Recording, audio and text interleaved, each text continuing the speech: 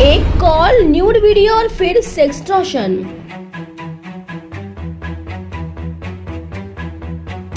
कारोबारी से 43 लाख ठगने वाला आरोपी गिरफ्तार।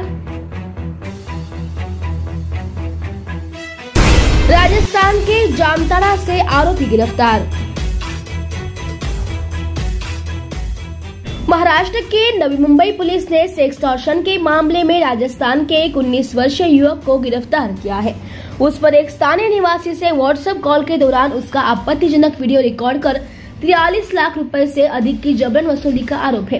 पुलिस ने कहा है कि राजस्थान के डीग के रहने वाले आरोपी ने कथित तौर पर इस साल मई और अगस्त के बीच 34 वर्षीय नवी मुंबई निवासी को व्हाट्सएप कॉल की, जिस दौरान दोनों नग्न अवस्था में थे।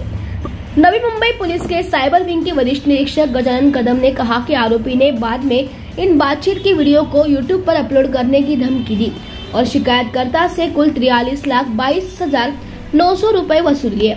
शिकायतकर्ता द्वारा पुलिस से संपर्क करने के बाद आरोपी के खिलाफ आईपीसी की धाराओं के तहत मामला दर्ज किया गया है। नवी मुंबई के पुलिस कमिश्नर मिलिंद भारंबे ने नागरिकों से अज्ञात नंबरों से आने वाले व्हाट्सएप कॉल को लेकर सतर्क रहने की अपील की है।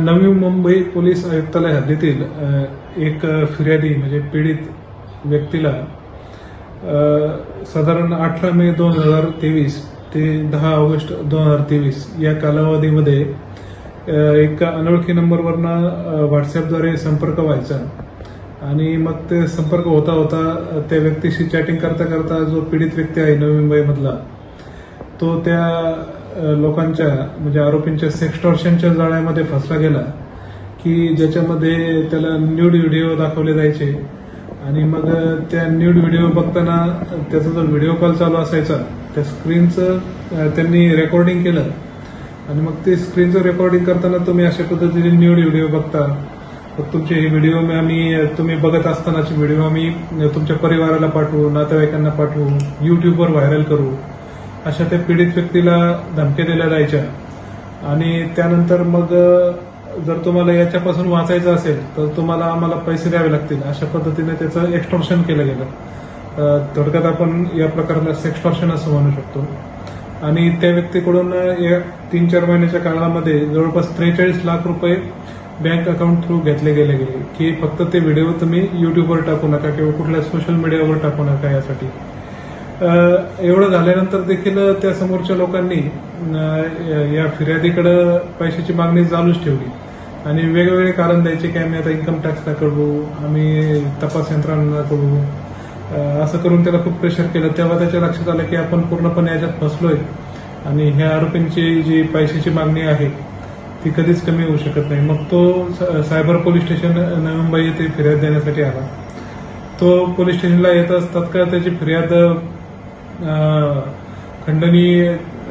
खंडणीचा जो कलम आहे त्याच्या अंतर्गत किंवा 420 फसवणुकीच्या कलमांतर्गत, आयटी ऍक्टच्या कलमांतर्गत त्याची फिर्याद दाखल करून घेण्यात आली आणि याचा तपास नवी मुंबई सायबर पोलीस स्टेशनचे पोलीस निरीक्षक गजानन कदम हे करत होते। तपासादरम्यान त्यांच्या लक्षात आलं की हा जो सगळा प्रकार आहे तो राजस्थानमधील डीग म्हणून जिल्हा आहे, त्या जिल्ह्यातील एका गावातून त्याला हे व्हिडिओ पाठवणं, त्याचं रेकॉर्डिंग करणं हे चालू आहे आणि मग गुन्हे शाखेचे पोलीस आयुक्त अमित काळे सर यांच्या मार्गदर्शनाखाली एक टीम राजस्थानमध्ये पाठवण्यात आली। तर हा जिल्हा अतिशय म्हणजे उत्तर प्रदेशच्या बॉर्डरवरचा आहे आणि या आरोपींचं गाव जे आहे ते पालदी अतिशय दुर्गम भागातलं आहे। त्यावेळी आपण तिथल्या राजस्थानमधल्या स्थानिक पोलिसांची मदत घेतली आणि या राजस्थान उत्तर प्रदेश सीमेवरच्या पालदी गावामध्ये जाऊन असं प्रकार करणाऱ्या आरोपीला आम्ही 24 तारखेला अटक केलं। त्या